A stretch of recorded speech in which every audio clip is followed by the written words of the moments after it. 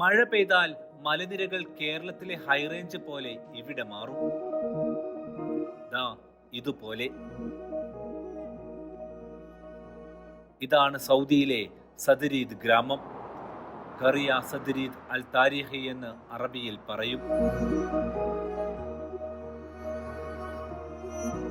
സൗദിയിലെ അസീർ പ്രവിശ്യയിലുള്ള നമാസ് നഗരത്തിൽ നിന്നും 3 കിലോമീറ്റർ അകലെയാണ് സദരീദ് ഗ്രാമം.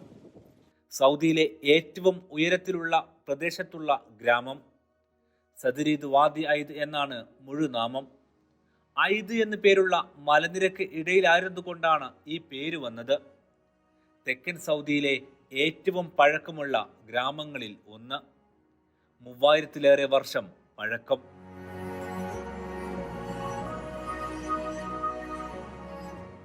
ഇതിനകത്ത് തകരാത്ത ഒരു കോട്ട പോലെ ഒരു ഗ്രാമമുണ്ട്. അതിൻ്റെ ചരിത്രം എത്തുന്നത് ഇസ്ലാമിന് മുന്നേയുള്ള ചരിത്രത്തിലേക്കും ഖലീഫ ഹാറൂൺ റഷീദിന്റെ കാലത്തിലെ മാറ്റങ്ങളിലേക്കുമാണ്.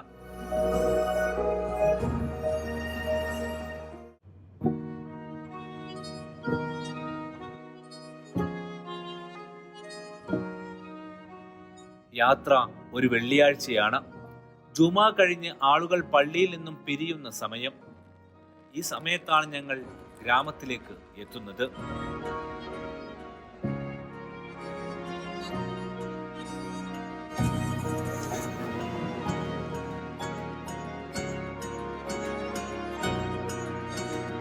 സൗദിയിലെ ഏറ്റവും ഉയരത്തിലുള്ള ജനവാസ കേന്ദ്രം ഏതാണെന്ന് ചോദിച്ചാൽ അതിനുള്ള ഉത്തരമാണ് അസീർ പ്രവിശ്യയിലുള്ള നമാസ്. നമാസിലെ ഏറ്റവും ഉയരമുള്ള ഒരു കുന്നിന് മുകളിലാണ് നമ്മളുള്ളത്. ഇവിടെ ഒരു ചരിത്രത്തിലേക്കുള്ള കവാടമുണ്ട്. അതാണ് നമ്മുടെ പിറകിൽ കാണുന്നത്. ഇവിടെ ഒരുപാട് കാഴ്ചകളുണ്ട്. അതിനകത്തേക്കാണ് നമ്മൾ പോകുന്നത്.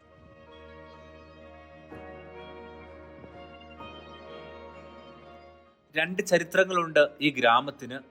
അതിലൊന്ന് ഗ്രാമവും രണ്ടാമത്തേത് ഇതിനകത്ത് കണ്ടെത്തിയ പള്ളിയുമാണ്. ഈ സൗദി അറേബ്യയിലുള്ള പഴയ ഒരുപാട് ഗ്രാമങ്ങളുണ്ട്. അതുപോലെ തന്നെയാണ് ഈ ഗ്രാമത്തിലേക്കുള്ള കവാടവും. തല താഴ്ത്തി നമുക്ക് എന്ത് ചെയ്യാം, അകത്തേക്ക് കയറാം. കയറി കഴിഞ്ഞാൽ ഈ കാണുന്നത് പോലെ തന്നെ ചെറിയ ഒരു റൂമാണ്. ഇതിനകത്ത് വന്നു കഴിഞ്ഞാൽ നമുക്ക് ഉള്ളിലേക്ക് കയറും തോറും ചെറിയ ചെറിയ മറ്റു റൂമുകൾ കാണാൻ പറ്റും. അങ്ങനെ പണ്ടത്തെ നമ്മളുടെ വീഡിയോകളൊക്കെ ചിത്രീകരിച്ച പോലെ തന്നെ 2, 3, 4 തട്ടിലാണ് ഈ റൂമുകൾ നിലനിന്നിരുന്നത്.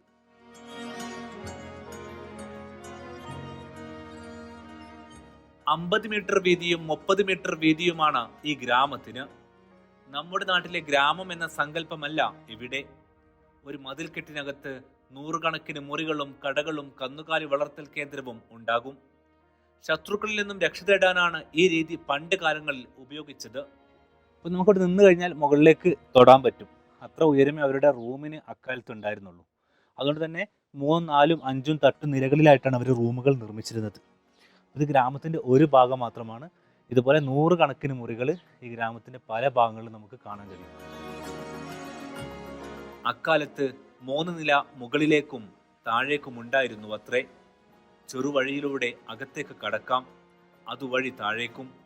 ഒറ്റ വാതിലേ ഇതിനുണ്ടാകൂ. അതെല്ലാം പക്ഷേ കാലത്തിനൊപ്പം അടർന്നു പോയി. താഴെ തട്ടുന്ന കെട്ടിടത്തിൻ്റെ മുകൾ തട്ട് വരെ പോകാൻ ഈ തരത്തിൽ അവർ നിർമ്മിച്ചു വെച്ചിട്ടുണ്ട്. അപ്പോൾ ഇവിടെ കാണുന്നത് പോലെ ഇതൊരു അകത്തേക്കുള്ള വഴിയാണ്. വീണ്ടും പുറത്തേക്ക് ഇവിടുന്ന് മുകളിലേക്ക് കയറി പോകാൻ ഈ കരിങ്കല്ല് ഇങ്ങനെ അങ്ങോട്ട് തള്ളി വെച്ചിട്ടുണ്ട്. ഇതിൻ്റെ പല ഭാഗങ്ങളും അടർന്നു പോയിട്ടുണ്ട്. പക്ഷേ പ്രധാനപ്പെട്ട ഭാഗങ്ങളെല്ലാം തന്നെ ഇന്നും അതേ തനിമയിൽ തന്നെ നിലനിൽക്കുന്നുണ്ട്. യമനിലെ ജനതയായിരുന്നു ഇവിടെ ഉണ്ടായിരുന്നത്. ഇന്നും അവരുടെ പരമ്പരകളാണ് ഇവിടെ ജീവിക്കുന്നത്. യമനിലെ മാരിബ് പ്രവിശ്യയിലെ കൂറ്റൻ ഡാം തകർന്നതോടെയാണ് അവിടെയുള്ള ജനത ഇവിടേക്ക് എത്തുന്നത്. പണ്ട് വിശാല യമന്റെ ഭാഗമായിരുന്നു ഈ പ്രദേശം. ഉയരത്തിലുള്ള പ്രദേശമായതിനാൽ വെള്ളപ്പൊക്കം ഉൾപ്പെടെ നേരിടേണ്ടി വരില്ല. ഒപ്പം കൃഷിക്ക് അനുയോജ്യമായ സാഹചര്യം. ഇതെല്ലാമാണ് ആ ജനതയെ ഇവിടെ എത്തിച്ചത്. മാരിബ് പ്രദേശത്തുകാർ ഇവിടെ എത്തിയതോടെ ഇസ്ലാമും ഇവിടെ പതിയെ പ്രചരിച്ചു. പിൽക്കാലത്ത് ഹജ്ജിന് പോകുന്നവർക്കും ഇടത്താവളമായിരുന്നു ഈ പ്രദേശം. ഇവിടെ നിന്നും ജീസാനിലേക്ക് ഇറങ്ങി അവിടെ നിന്നും ജിദ്ദ വഴി മക്കയിലെത്താം. അതായിരുന്നു അന്നത്തെ പാത. പ്രവാചകന്റെ കാലം മുതലേ നമ്മൾ കേൾക്കുന്ന പലതരത്തിലുള്ള അറബിക് കഥകളുണ്ട്. ആ കഥകളിലെല്ലാം നമ്മൾ കേട്ടിട്ടുള്ള പലതരം ഗ്രാമങ്ങളുണ്ട്. ആ ഗ്രാമത്തിൻ്റെ അതേ പതിപ്പ് ഇന്നും അതുപോലെ കാണണമെങ്കിൽ ഈ ഗ്രാമത്തിലേക്ക് എത്തിക്കഴിഞ്ഞാൽ മതി.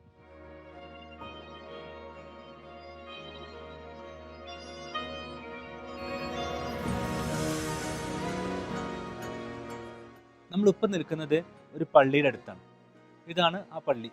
ഏതാണ്ട് 1200 വർഷം പഴക്കം ഈ പള്ളിക്കുണ്ട്. അതായത് ഈ പള്ളിക്കകത്തുള്ള ഒരു ശിലാഫലകത്തിൽ എഴുതി വെച്ചിട്ടുള്ളത് ഖലീഫയായിരുന്ന ഹാറൂൺ റഷീദിൻ്റെ കാലത്താണ് ഈ പള്ളി നിർമ്മിച്ചത് എന്നാണ്. ഇന്നും ആ പള്ളി അതേ തനിമയിൽ തന്നെ പുനർനിർമ്മിച്ചിട്ടുണ്ട്. മാത്രമല്ല ഈ പള്ളിയോട് ചേർന്ന് നിൽക്കുന്ന ഗ്രാമത്തിലായിരുന്നു അന്ന് ജനങ്ങളെല്ലാം താമസിച്ചിരുന്നത്.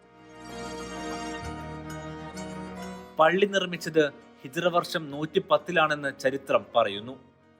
എന്നാൽ ആ പള്ളിയിൽ പതിച്ചിരിക്കുന്ന പുരാതന ലിപിയിലുള്ള രേഖയിൽ വർഷം ഹിജ്റ 170 എന്നാണ് രേഖപ്പെടുത്തിയിരിക്കുന്നത്. ഏതൊരു കെട്ടിടത്തിനും ഉണ്ടാകുന്നതാണ് ആധാരം, അല്ലെങ്കിൽ ആ കെട്ടിടവുമായി ബന്ധപ്പെട്ട അതിൻ്റെ ഉടമസ്ഥാവകാശം സംബന്ധിച്ചിട്ടുള്ള രേഖ. അതുപോലൊരു രേഖ ഈ പള്ളിയുടെ ഈ ഭാഗത്ത് നമുക്ക് കാണാൻ പറ്റും. ഇവിടെ ഈ കൊടുത്തിരിക്കുന്ന രേഖ എന്ന് പറയുന്നത് മുസാനിദ് എന്നറിയപ്പെടുന്ന പുരാതന അറബിക് ലിപിയിലാണ് അത് രേഖപ്പെടുത്തിയിട്ടുള്ളത്. ഹാറൂൺ റഷീദിൻ്റെ കാലത്താണ് ഈ പള്ളിയുടെ നിർമ്മാണം പൂർത്തിയാക്കിയത് എന്ന് പറഞ്ഞു. അക്കാര്യവും ഈ ലിഖിതത്തിൽ പരാമർശിക്കുന്നുണ്ട്.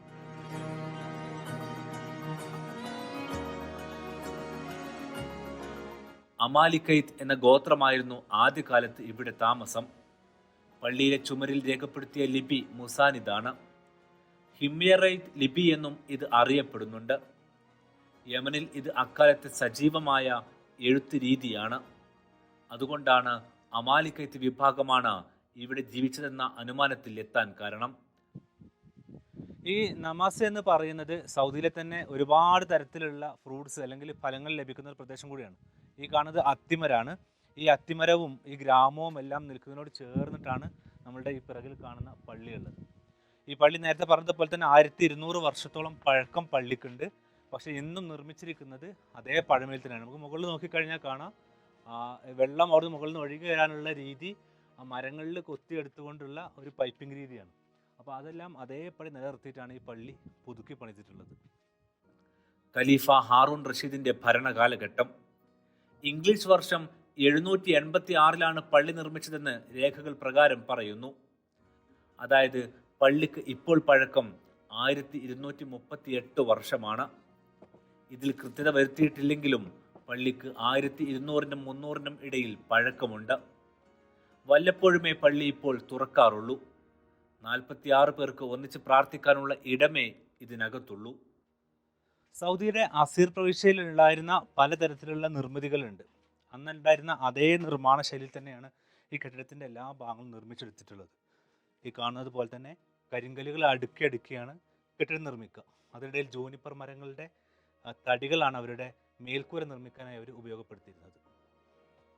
ഇസ്ലാമിലെ ഷാഫി മസ്ഹബ് അഥവാ പഠനരീതി പിന്തുടർന്നവരായിരുന്നു ഈ പ്രദേശത്തുകാർ.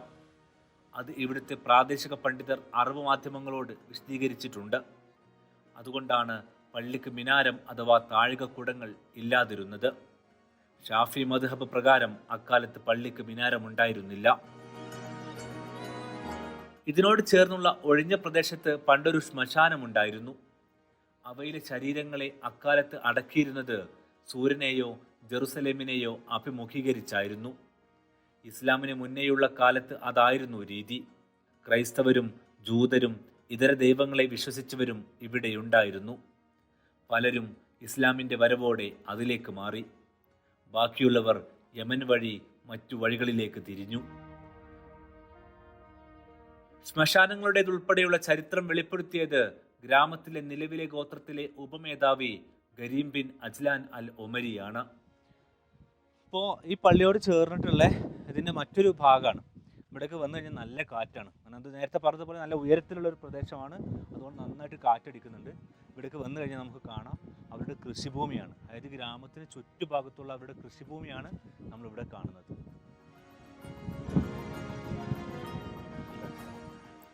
മഴ പെയ്യുന്നതോടെ ഗ്രാമത്തിൻ്റെ ഈ ഭാവം തന്നെ മാറും. ഇതുപോലെ തട്ടുതട്ടായി തിരിച്ച കൃഷിഭൂമി നിറഞ്ഞു പരക്കും. അടുത്ത കൃഷിക്കാലത്തേക്കുള്ള വെള്ളം ഇന്നാട്ടുകാർ തട്ടുകളിൽ ശേഖരിക്കും. നമാസ് സൗദിയിലെ അത്ഭുതമാണ്. മരുഭൂമിയുടെ മടക്കുകൾക്കുമേൽ ദൈവം വിരിച്ച പച്ചപ്പ്. മഴ കൊണ്ട് നനഞ്ഞാണ് നമാസ് ഇത്രയും കാലം വളർന്നത്. നാസർ എന്ന് പേരുള്ള മലനിരകളിലെ മഴയാണ് താഴേക്ക് വെള്ളച്ചാട്ടം സൃഷ്ടിക്കുന്നത്. അത് റോഡിലെ യാത്രയിലൂടെ ഇന്നും ആളുകൾക്ക് കാണാം. വാദി ബദുവയിലേക്കാണ് ഈ വെള്ളച്ചാട്ടങ്ങളും മലവെള്ളവും പതിക്കുക. പിന്നീട് വാദി തർജയിലേക്കും അവിടെ നിന്നും ബീഷ എന്ന നഗരത്തിലെ വാദിയിലേക്കും പോകുന്നു. ഈ വാദികളെ ഒന്നാകെ ചുരുക്കി ഈ നാട്ടുകാർ വിളിക്കുന്ന പേര് കൂടിയാണ് സദ്രീദ്.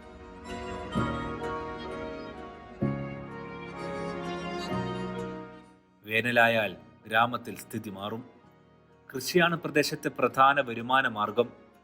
മുന്തിരിയും ചോളവും അത്തിയും ആപ്രിക്കോട്ടുമെല്ലാം ഈ ഗ്രാമത്തിൽ സുലഭമാണ്.